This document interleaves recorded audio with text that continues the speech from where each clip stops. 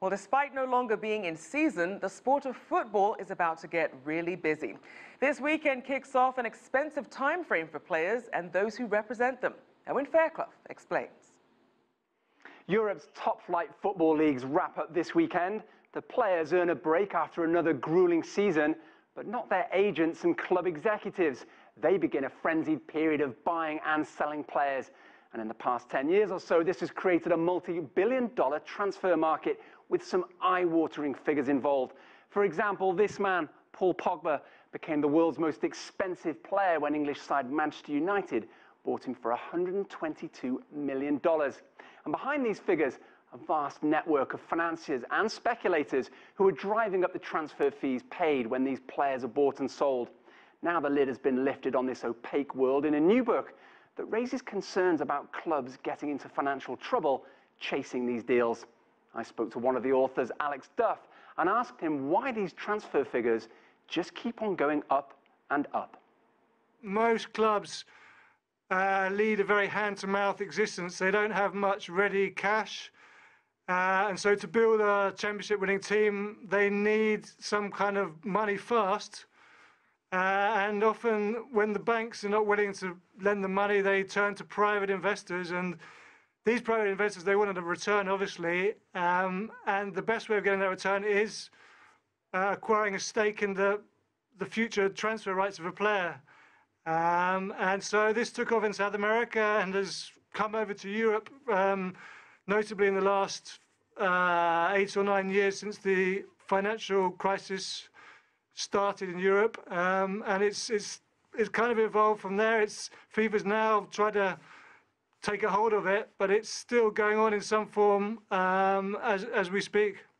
This is taking football, isn't it, away from its roots, and particularly away from the fans who might think that when they buy a player, their club buys a player, they're buying an asset that can be traded. What your book paints is a picture of very, very opaque transfer deals that really muddy the waters on exactly who owns a player. I remember speaking to someone at FIFA while we were researching the book, and I was surprised when he said, yeah, well, a lot of transfers these days are via offshore accounts. And I said, well, is that not a worry for you? And he said, yeah, but that's the way the world is today. He sort of said it matter-of-factly. So it's almost as though he was suggesting that football is just in line with the rest of business. So if but the world, obviously, for football fans, sorry. So if the world regulator of football at that point is shrugging its shoulders and saying, what can you do? It's kind of worrying, isn't it? It is worrying, yeah, and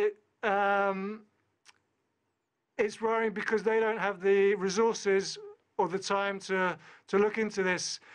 I think maybe they could change their rules to make it more difficult to do this, but obviously, as you know, FIFA have many other problems they have to deal with at the moment. Corruption within their own operations that they're trying to put to bed finally. So I'm not sure whether this is a priority as of today. Does it feed itself a little bit? There is this massive expectation every summer during the transfer window to sign ever more expensive players to attract people to watch these clubs like Manchester United, Real Madrid, Barcelona and so on. Doesn't it all just feed itself a little bit? Yes, well, I mean, this is very true. I mean, we heard from a former banker from Morgan Stanley who said to us, and she was at the time on the board of Galatasaray, the famous Turkish club, and she said whenever the club is doing badly, the president comes into the boardroom and says we need to sign 3 players and we need to do it now. Because the president's under pressure from the fans, and to keep his position, he needs to appease the fans, and the only way of doing that is to get back to winning ways, and the most surefire way of doing that is either hiring a player or firing the coach, and there's not much else you can do in the short term to turn around the team, and so there's this sort of frenetic way of doing things in football, and that drives up transfer fees, and they continue to increase all the time because of this sort of cycle of panic mode that the clubs have.